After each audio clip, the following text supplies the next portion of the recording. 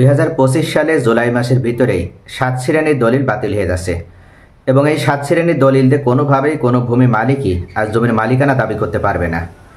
এমনকি যদি পূর্বে এই ধরনের কোনো দলিল অনুযায়ী কোনো ব্যক্তি জমির মালিকানা লাভ করে, তাহলে বর্তমানে তাদেরকে জমির মালিকানা ছেড়ে দিতে হবে। যে 7 শ্রেণীর ভূমি মালিকদেরকে এই 2025 সালের জুলাই মাসের মধ্যেই জমির মালিকানা ছেড়ে দিতে হবে বা তাদের জমির মালিকানা চিরতরে বাতিল হয়ে যাচ্ছে, আজকের এই ভিডিওতে সে সম্পর্কে আমি আলোচনা করব। 1 নম্বরে যে দলিল বাতিল হয়ে যাচ্ছে সেটা হচ্ছে হেবা দলিল। সাধারণত হেবা দলিল জমির মালিকানা প্রমাণ করার অন্যতম একটা শক্তিশালী ডকুমেন্টস। অনেক ব্যক্তি আছে তারা হেবা দলিল অনুযায়ী জমির মালিকানা লাভ করে, তবে হেবা দলিল যে জমির মালিকানা লাভ করার সবথেকে দুর্বল একটি মাধ্যম বা দুর্বল একটি প্রমাণ, এটা অনেকেই মনে করে না। অনেক ভূমি মালিক আছে তারা সরকারের রাজস্ব ফাঁকি দেওয়ার জন্য বা সরকারকে রাজস্ব থেকে বঞ্চিত করার জন্য তারা সাব কবলা বা বিক্রয় কবলা দলিল করতে চায় না এবং তার পরিবর্তে তারা হেবা দলিল করতে উদ্যত হয়। কিন্তু হেবা দলিল করার মাধ্যমে তারা অল্প টাকার বিনিময়ে হেবা দলিলটি করতে পারলেও মূলত হেবা দলিল কখনো জমির মালিকানা প্রমাণ করার শক্ত কোনো ডকুমেন্টস নয়। হেবা দলিল যে কোনো সময় চাইলেই যে ব্যক্তির ওয়ারিশ বা যে ব্যক্তি হেবা দলিল করে দিয়েছে তার ওয়ারিশটা চাইলেই যদি আদালতের মাধ্যমে কোনো মোকদ্দমা করে, সেক্ষেত্রে হেবা দলিল বাতিল করে দিয়ে তারা যে কোনো সময় তাদের জমি রিটার্ন নিতে পারবে। বর্তমানে এই অন্তর্বর্তীকালীন সরকারের সময়ে মাননীয় ভূমি উপদেষ্টা জনাব আলী ইমাম মজুমদার উনি দায়িত্ব গ্রহণ করার পরপরই এই সম্পর্কিত বিষয় খুবই জোরালো পদক্ষেপ গ্রহণ করেছেন এবং ইতিমধ্যে তিনি ভূমি অপরাধ প্রতিরোধ প্রতিকার আইনে যে 7 ধারা, সেই 7 ধারা অনুযায়ী তিনি স্পষ্টভাবে জানিয়ে দিয়েছেন যে দলিল যার জমিদার, এই আইনটার কথার ভিতরে যেমন যথেষ্ট শক্তিমত্তা রয়েছে, ঠিক তেমনইভাবে দলিল থাকলেও জমি তার হবে না। এক্ষেত্রে অবশ্যই কোনো একজন ভূমি মালিকের সঠিক দলিল অনুযায়ী কেবল জমির মালিকানার প্রমাণ হিসেবে তাকে উপস্থাপন করতে হবে, তবেই কেবল সেই ব্যক্তি জমির মালিকানা লাভ করতে পারবে। তো এই দিক থেকে হেবা দলিলটা যদি সঠিকভাবে না হয় তাহলে ওই হেবা দলিলের কোনো ভিত্তি নাই, কোনো শক্তি নাই। হেবা দলিল সাধারণত 14টা শ্রেণীর ভিতরে হয় রক্ত সম্পর্কীয়। এই রক্ত সম্পর্কে 14টা শ্রেণীর ভিতরে হলো ওই হেবা দলিল সঠিক। তবে এই 14টা শ্রেণীর বাহিরে যদি হেবা হয়ে থাকে তাহলে সেই হেবা দলিল এটা ভিত্তিহীন এবং ওই হেবা দলিল রিজেক্ট বলে বিবেচিত হবে। এছাড়া হেবা দলিল কার্যকরের ক্ষেত্রে 3টি শর্ত আছে। যে ব্যক্তি হেবা করছে তিনি সজ্ঞানে হেবা করবে, কিন্তু কারোর দ্বারা প্ররোচিত হয়ে তিনি হেবা করবে না। অর্থাৎ অনেক সময় দেখা যায় যে অনেক পরিবারে অনেক ভাই আছে, অনেক বোন আছে, তারা অন্য আরেকজন ভাইকে বা বোনকে ফাঁকি দেওয়ার জন্য পিতা যদি মুমূর্ষ অবস্থায় থাকে বা মা যদি মুমূর্ষ অবস্থায় থাকে, তাহলে ওই মায়ের বা পিতার জমি সে নিজের নামে লিখে নেওয়ার জন্য তাকে ডাক্তার দেখানোর নাম করে যে শহরে নিয়ে যে অনেক সময় ওই জমি নিজের নামে রেজিস্ট্রেশন করে নেয়। আর এখানে যে ব্যক্তি অর্থাৎ যে পিতার কাছ থেকে উনি টিপসই নিয়ে নেয় দলিলে, সেই পিতা তিনি মুমূর্ষ অবস্থায় থাকার কারণে কিছুই বুঝতে পারে না যে কি হচ্ছে। এমনও হয় যে তিনার বাক শক্তিটাও হারিয়ে যায়, তিনার কথা বলারও কোনো শক্তি থাকে না। জোরপূর্বক তার কোনো মেয়ে বা তার কোনো ছেলে যদি ওই এভাবে কোনো দলিল করে নেওয়ার মাধ্যমে হেবা দলিল করে নিয়ে যদি নিজেদের নামে জমি রেকর্ড করে নেয়, নিজেদের নামে জমি রেজিস্ট্রেশন করে নেয়, তাহলে ওই হেবা দলিল কখনো গ্রহণযোগ্য বা শক্তিশালী বলে বিবেচিত হবে না। অন্য যে ওয়ারিশটা বঞ্চিত হয়েছে বা অন্য যে ওয়ারিশদেরকে বঞ্চিত করে এইভাবে হেবা দলিল করে নেওয়া হয়েছে, তারা যদি বর্তমানে কোর্টে মামলা দায়ের করে, অর্থাৎ তারা যদি হেবা দলিল বাতিলের জন্য মামলা দায়ের করে, তাহলে তারা খুব সহজেই এই হেবা দলিল বাতিল করে দিতে পারবে এবং তারা তাদের পিতার সম্পত্তির উত্তরাধিকার হিসেবে যতটুকু মালিকানা, সেই মালিকানাটা তারা লাভ করতে পারবে। মনে রাখবেন, অবশ্যই কোর্টে প্রমাণ করতে হবে যে আপনি যে হেবা দলিল বাতিলের জন্য মামলা দায়ের করেছেন, সেই হেবা দলিল আপনার পিতা বা মাতা যখন করে দিয়েছে তখন আপনার পিতা বা মাতা অসুস্থ ছিল এবং আপনার পিতা বা মাতাকে ব্যবহার করা হয়েছে, তাদেরকে জোরপূর্বক টিপসই নেওয়া হয়েছে, তাদেরকে প্রতারণা করার মাধ্যমে টিপসই নেওয়া হয়েছে, তারা ইচ্ছাপূর্বক কোনোভাবে এই হেবা করতে তারা রাজি ছিল না। এটা যদি আপনি প্রমাণ করতে পারেন তাহলে হেবা দলিল বাতিল হয়ে যাবে। 2 নম্বরে সাব কবলা দলিল বা বিক্রয় কবলা দলিল। দলিলের জগতে সবথেকে শক্তিশালী দলিল হচ্ছে সাব কবলা বা বিক্রয় কবলা দলিল। সাধারণত জমি রেজিস্ট্রেশনের ক্ষেত্রে অনেক প্রকার দলিলই আছে, কিন্তু সবথেকে গুরুত্বপূর্ণ এবং প্রথম শ্রেণীর যে দলিল সেটা হচ্ছে সাব কবলা বা বিক্রয় কবলা দলিল। এই দলিল অনুযায়ী সাধারণত যদি কোনো ব্যক্তিদের ভিতরে জমি কোনো কিছুর বিনিময়ে ক্রয় বিক্রয় হয়ে থাকে, তাহলে সেই ক্ষেত্রে ওই ব্যক্তিদের মধ্যে সাব কবলা বা বিক্রয় কবলা দলিল করা হয়ে থাকে। তবে সাব কবলা বা বিক্রয় কবলা দলিলও কিন্তু এখন বাতিলের খাতায় চলে যাচ্ছে। একটাই কারণ, দলিলে যদি কোনো ভুল থাকে।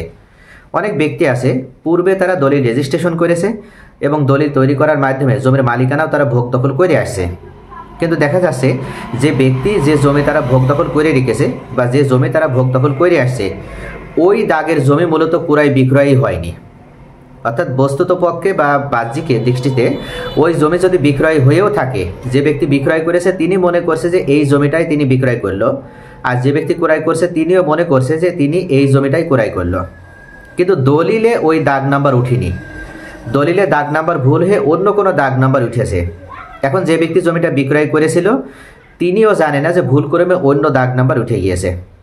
এমন অবস্থায় যে ব্যক্তি ওই দলিলটা পরবর্তীতে নামজারি করে সরকারকে খাজনা প্রদান করে, সব কিছু ঠিক আছে, তার মালিকানার প্রত্যেকটা ডকুমেন্টস বা প্রত্যেকটা ধারাবাহিকতা তিনি মেনটেন করে এর মাধ্যমে তিনার মালিকানার সকল ডকুমেন্টস তিনার কাছে তিনি রেখেও দিয়েছে এবং তিনি নিশ্চিন্তে ওই জমি ভোগ দখল করছে।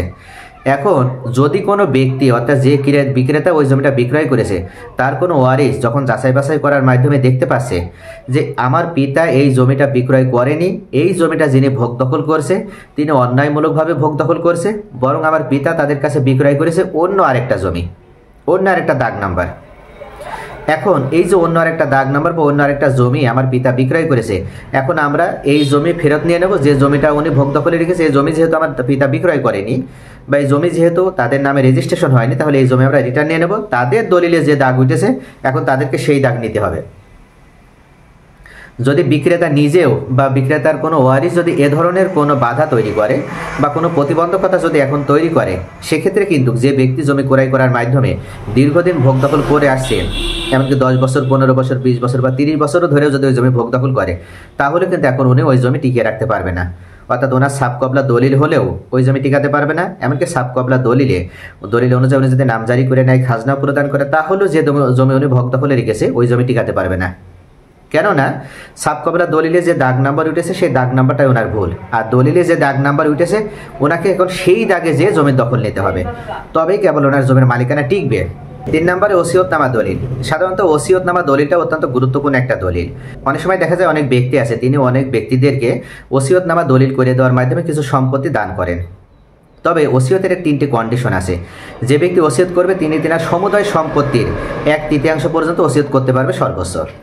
এমনকি তিনি যাকে উদ্দেশ্য করে ওসিয়ত করবে সেই ব্যক্তি ওনার নিজস্ব কোনো উত্তরাধিকার নয়, অর্থাৎ তিনি মারা যাবার পর যাকে উদ্দেশ্য করে ওসিয়ত করা হচ্ছে তিনি তার উত্তরাধিকারের কেউ নয়। তৃতীয় কন্ডিশন হচ্ছে যাকে ওসিয়ত করা হচ্ছে সেই ব্যক্তি তখন জমিটার মালিকানা লাভ করতে পারবে যখন ওই ব্যক্তি মারা যাবে, তো ওসিয়তকারী মৃত্যুর পরে কেবল ওই ওসিয়তনামাটা কার্যকর হয়। এখন ওসিয়তকারী জীবিত থাকা অবস্থায় উনি একাধিক ব্যক্তিকে ওই জমিটা ওসিয়ত করে দিয়েছে। একাধিক ব্যক্তিকে, প্রথমে এক ব্যক্তিকে দলিল করে দিয়েছে, পরে ওনার ভালো লাগেনি, উনি আর এখন তাকে দিবে না, আরেকজনকে পরে দলিল করে দিয়েছে। এভাবে তিনি একাধিক ব্যক্তিকে দলিল করে দিয়েছে। তো ওসিয়তনামার কার্যকারিতা অনুযায়ী বা ওসিয়তনামার কন্ডিশন অনুযায়ী সর্বশেষ যে ব্যক্তির নামে ওসিয়ত করা হয়েছে সেই ব্যক্তি ওসিয়তনামার দলিল অনুযায়ী জমির মালিকানা লাভ করতে পারবে। এখন অনেক ব্যক্তি আছে ওসিয়তনামা দলিলে 1/3 বাহিরে যে তারা জমি ওসিয়ত করে দেয়। যেমন ধরে নিই আব্দুর রহমান নামে একজন ব্যক্তি, তিনার ছেলে মেয়েরা তিনার সম্পত্তি লাভ করবে, কিন্তু এখন উনি মনে করছে যে আমার আরেকটা ভাইয়ের ছেলে আছে, তিনি দারিদ্র বা দরিদ্রতার নিচে বা দরিদ্র সীমার নিচে বসবাস করছে, এক কথায় আমি তাকে কিছু সম্পত্তি ওসিয়ত করে দিতে চাই। যেহেতু এখন মৌখিক ওসিয়তের আর কোনো ভিত্তি নেই, সেই কারণে এখন দলিল করতে হবে। তো ওনার সমস্ত সম্পত্তি আছে ধরে নিলাম যে 18 বিঘা, তাহলে 18 বিঘা যদি ওনার সম্পত্তি থাকে 1/3 উনি ওসিয়ত করতে পারবে। এক্ষেত্রে উনি সর্বোচ্চ 6 বিঘা পর্যন্ত ওসিয়ত করতে পারবে, কিন্তু উনি ওনার এই ভাইপোর নামে বা ওনার ভাই ছেলের নামে উনি 10 বিঘা জমি বা 7 বিঘা 8 বিঘা জমি, এক কথায় 1/3 বেশি যে উনি ওসিয়ত করে দিয়েছে। এখন এই যে 1/3 বেশি পরিমাণ উনি ওসিয়ত করে দিয়েছে, এই 1/3 বেশি পরিমাণ ওসিয়ত করার কারণে ওই ওসিয়তনামা দলিলটি বাতিল বলে বিবেচিত হবে। যে ব্যক্তি ওসিয়তনামা দলিল অনুযায়ী জমিটা চিরস্থায়ীভাবে যে ব্যক্তি ওসিয়তনামা দলিল অনুযায়ী জমিটা ভোগ দখল করে আসছে বা এতদিন ধরে ভোগ দখলে রেখেছিল, সেই ব্যক্তি এখন আর এই ওসিয়তনামা দলিল অনুযায়ী জমিটা ভোগ দখলে রাখতে পারবে না। কেননা তিনি যে ওসিয়তনামা দলিলটা দেখানোর মাধ্যমে জমিটা ভোগ দখল করে আসছে সেই দলিলটাই তো ভুল। যে ব্যক্তি ওসিয়ত করে দিয়েছে তার কোনো ওয়ারিশ বা তার ছেলেমেয়েরা এখন যদি মনে করে যে আমরা এই ওসিয়তনামা দলিলের বিরুদ্ধে মামলা করব এবং যেহেতু ওসিয়তনামা দলিলটা সঠিক নাই, তাহলে ওসিয়তনামা দলিল বাতিল করে দিয়ে আমরা আমাদের বাকি জমিগুলো রিটার্ন দেব। খুব সহজেই তারা চাইলে এখন তাদের বাকি জমিটা, অর্থাৎ ওসিয়তনামাতে যে কন্ডিশন বাইরে যে শর্তের বাইরে যে জমিটা ওসিয়ত করা হয়েছে সেই জমি ওনারা চাইলে এখন রিটার্ন নিতে পারবে। চতুর্থ পর্যায়ে অর্পিত সম্পত্তি। সাধারণত বিভিন্ন সময় বাংলাদেশে যে যুদ্ধটা হয়েছিল 47 সালে দেশ বিভাগ, 1965-66 সালে ভারত পাকিস্তান যুদ্ধ, 1971 সালে মহান স্বাধীনতা যুদ্ধ, এমনকি 2024 সালে এসেও আমরা দেখেছি আরও একটা স্বাধীনতা যুদ্ধ। এই যুদ্ধগুলোর সময় মূলত অনেক হিন্দু ভাই বোনেরা আছে, অনেক বিহারি ভাই বোনেরা আছে বা অনেক নৃগোষ্ঠীর ভাই বোনেরা আছে, যারা তাদের সম্পত্তি বা তাদের বাড়িঘর রাতারাতি ফেলে রেখে অন্য কোথাও বাড়ি জমিয়েছিল। অনেক অসাধু ব্যক্তি আছে এই সুযোগটার অপেক্ষায় তারা ছিল এবং তারা বিভিন্নভাবে এই জমিগুলো ভোগ দখল করে নিয়ে নিজেদের নামে রেকর্ড পর্যন্ত করে নিয়েছিল। পরবর্তীতে এই সম্পত্তি তারা রেকর্ড সূত্রে অন্য কারো কাছে বিক্রয় করে দিয়েছে। এভাবে যদি এই সম্পত্তি কেউ কারো কাছে বিক্রয় করে দিয়ে থাকে, অর্থাৎ ভুল মালিকানা পদ্ধতি অনুযায়ী, তাহলে বর্তমানে তাদেরকে এই জমি ছেড়ে দিতে হবে। কেননা বর্তমানে যেহেতু ভূমি অপরাধ প্রতিরোধ প্রতিকার আইন পাশ হয়েছে এবং এটার বিধিমালাও প্রকাশ হয়েছে, এবং এই আইন অনুযায়ী স্পষ্টভাবে এখন থেকে কোনো ব্যক্তি এ ধরনের কোনো পরিত্যক্ত সম্পত্তি যেটার বৈধ মালিক উনি নয়, যে জমি উনি ক্রয় করার মাধ্যমে মালিকানা লাভ করেনি, এমন জমি ওনাকে ছেড়ে দিতে হবে। পঞ্চম পর্যায়ে অংশে সে বেশি পরিমাণ বিক্রয় করলে। অনেক ব্যক্তি আছে তারা উত্তরাধিকার দিক থেকে জমির মালিকানা লাভ করে এবং উত্তরাধিকার দিক থেকে জমির মালিকানা লাভ করার মাধ্যমে অনেক সময় তারা সেই সম্পত্তি অন্যের কাছে বিক্রয় করে দিয়ে থাকে। কিন্তু লিগালি উত্তরাধিকার দিক থেকে মালিকানার দিক থেকে উনি যতটুকু মালিকানা পেয়েছে তার থেকে বেশি পরিমাণ যদি কারো কাছে বিক্রয় করে দেয় এবং সেই বেশি পরিমাণ সম্পত্তি অনুযায়ী উনি যদি রেজিস্ট্রেশনও করে দেয় দলিল, তাহলে যে ব্যক্তি ওই জমিটা ক্রয় করেছে তিনি কিন্তু ওই বেশি পরিমাণ সম্পত্তি এখন টিকিয়ে রাখতে পারবে না। উনি যার থেকে জমি ক্রয় করেছেন তার যে দাগ থেকে উনি জমি ক্রয় করেছেন সেই দাগের ভিতরে তার যতটুকু অংশ আছে সেই পরিমাণ অংশটা টিকবে, কিন্তু বাড়তি যে অংশ উনি বিক্রয় করে দিয়েছে এমনকি রেজিস্ট্রেশনও করে দিয়েছে ওই বাড়তি অংশ কোনোভাবেই টিকবে না। বা যে ব্যক্তি ক্রয় করার মাধ্যমে দলিল অনুযায়ী এখন জমির মালিকানা লাভ করেছে বা ধরে রেখেছে তাকে এখন ওই বাড়তি অংশের পরিমাণ যেটা সেটা ছেড়ে দেওয়া লাগবে।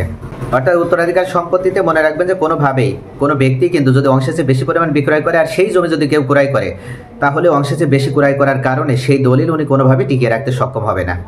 6 নম্বরে রেজিস্ট্রেশনবিহীন দলিল। সাধারণত অনেক ব্যক্তি আছে সরকারকে রাজস্ব ফাঁকি দেওয়ার জন্য বা রেজিস্ট্রেশনের ক্ষেত্রে সরকার যে একটা রাজস্ব পায় এটা তারা সরকারকে দিতে চায় না বলেই বা রেজিস্ট্রেশনের খরচ তারা করতে চায় না বলে অনেক ব্যক্তি তারা রেজিস্ট্রেশন করে না, কিন্তু দলিল যেভাবে তৈরি করতে হয় সেভাবে তারা মোহরিদের দ্বারা দলিল তৈরিও করে নিয়েছে। এখন এমত অবস্থায় এইভাবে দলিল তৈরি করে নেওয়ার পরও যদি কোনো ব্যক্তি ওই দলিলটা রেজিস্ট্রেশনবিহীন অবস্থায় রেখে দেয় তাহলে তার সেটাকে আনরেজিস্টার্ড বা রেজিস্ট্রেশনবিহীন দলিল বলা হয়। আর বর্তমানে রেজিস্ট্রেশনবিহীন দলিলের আর কোনো ভিত্তি নেই। রেজিস্ট্রেশনবিহীন দলিল অনুযায়ী কোনো ব্যক্তি যদি জমির মালিকানা দেখাতে চায় বা লাভ করতে চায় বা প্রমাণ করতে চায় তাহলে সেটা রিজেক্টেড বা বাতিল বলে বিবেচিত হবে। এমনকি রেজিস্ট্রেশনবিহীন দলিল অনুযায়ী কোনো ব্যক্তি নিজের নামে জমি রেকর্ড পর্যন্ত করে নিতে সক্ষম নয়। তাহলে অবশ্যই মনে রাখবেন যদি রেজিস্ট্রেশনবিহীন দলিল অনুযায়ী আপনি কোনো জমির মালিকানা লাভ করে থাকেন তাহলে এই মুহূর্তে অনতিবিলম্বে যত দ্রুত সম্ভব আপনি যার থেকে জমি ক্রয় করেছেন সেই ব্যক্তির কাছে শরণাপন্ন হয়ে আপনি অবশ্যই আরও একটি দলিল রেজিস্ট্রেশন করে নিন।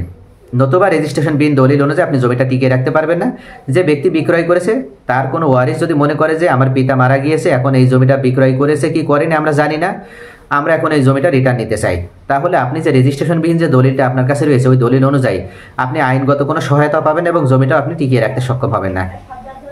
তাই অবশ্যই আপনি যদি জমিটার পুরোপুরি স্থায়ীভাবে মালিকানা লাভ করতে চান এবং নিজের নামে যদি জমি রেকর্ডে নাম অন্তর্ভুক্ত করতে চান তাহলে অবশ্যই আপনাকে অনতিবিলম্বে একটা রেজিস্ট্রেশনকৃত দলিল আপনাকে তৈরি করে নিতে হবে। সপ্তম পর্যায়ে যে দলিলটি বাতিল বলে বিবেচিত সেটা হচ্ছে প্রতারণার মাধ্যমে তৈরিকৃত দলিল। ভূমি অপরাধ প্রতিরোধ আইন পাশ হওয়ার মাধ্যমে এটার বিধিমালা প্রকাশিত হওয়ার মাধ্যমেই বর্তমানে যে আইনটা যে 7 ধারা সেই 7 ধারাতে স্পষ্টভাবে জানানো হয়েছে যে প্রতারণা বা জালিয়াতের মাধ্যমে যদি কোনো দলিল তৈরি হয়ে থাকে তাহলে সেই দলিল অনুযায়ী কোনো ব্যক্তি জমির মালিকানা লাভ করতে পারবে না। অনেক ব্যক্তি আছে তারা জোর জবরদস্তি করে বা জোর জুলুম করে অনেক ব্যক্তির কাছ থেকে তারা প্রতারণা করে জমির মালিকানা লাভ করে। এমনও হয় ভিকটিম বানিয়ে তাকে ক্ষমতার অপব্যবহার করে বা শক্তি প্রয়োগ করে বা বেশি শক্তি ব্যবহার করেও অনেক ব্যক্তিকে তারা জমি রেজিস্ট্রেশন করে দিতে বাধ্য করে। আবার অনেক সময় এমনও হয় ওই ব্যক্তির অনুপস্থিতিতে কিছু ব্যক্তি আছে তারা সিটিং করে, অর্থাৎ তারা নির্বাচন অফিস থেকে শুরু করে নির্বাচন কমিশন থেকে শুরু করে সাব রেজিস্ট্রার কার্যালয়ে তাদের বিভিন্ন কর্মকর্তা কর্মচারীদের সাথে যোগ সাজশ থাকে এবং তাদেরকে ব্যবহার করে কোনো একজন ব্যক্তির ছবি তারা নকল করে, ভোটার আইডি নকল করে, এমনকি স্বাক্ষর পর্যন্ত নকল করে তারা ওই জমির প্রকৃত মালিক সেজে অন্য কারো কাছে জমি বিক্রয় করে দেয়। এভাবেও অনেক প্রতারক চক্র আছে জাল জালিয়াতের মাধ্যমে তারা জমির মালিকানা লাভ করে। এভাবে যারা জমির মালিকানা এতদিন লাভ করেছে এখন আর মালিকানা লাভ করার সুযোগ নাই। যে প্রকৃত ব্যক্তি অর্থাৎ যিনি জমির প্রকৃত মালিক তিনি যদি এখন উপস্থিত হন এবং তার সাথে যদি এরকম কোনো অন্যায় পূর্বে সংঘটিত হয়, তিনি যদি বিজ্ঞ আদালতে শরণাপন্ন হয়ে এই প্রতারণার মাধ্যমে তৈরিকৃত দলিলের বিরুদ্ধে যদি পদক্ষেপ নেন এবং এই ধরনের জাল জালিয়াতির মাধ্যমে যে ব্যক্তিরা জমির মালিকানা লাভ করেছে তাদের বিরুদ্ধে যদি উনি কোনো পদক্ষেপ গ্রহণ করেন বা মোকদ্দমা প্রদান করেন, সেক্ষেত্রে খুব সহজেই বর্তমানে উনি ওনার জমির মালিকানা ফিরে পাবেন এবং ওনার জমি উনি নিজের দখলে নিতে সক্ষম হবেন। তাহলে ভিউয়ার্স, আশা করি বুঝতে পারছেন যে বর্তমানে 2025 সাল চলমান রয়েছে। আগামী 2রা জুন নতুন অধিবেশন বসবে, অর্থাৎ জুন মাসের ভিতরেই এই 7 শ্রেণীর দলিলগুলো বাতিল হবে। তাহলে 2025 সালে চলতি জুলাই মাসের পূর্বে এই 7 শ্রেণীর দলিল বাতিল বলে বিবেচিত হবে এবং এই দলিলগুলো অনুযায়ী কোনোভাবেই কোনো ব্যক্তি জমির মালিকানা লাভ করতে পারবে না বা জমির মালিকানা ধরে রাখতে পারবে না।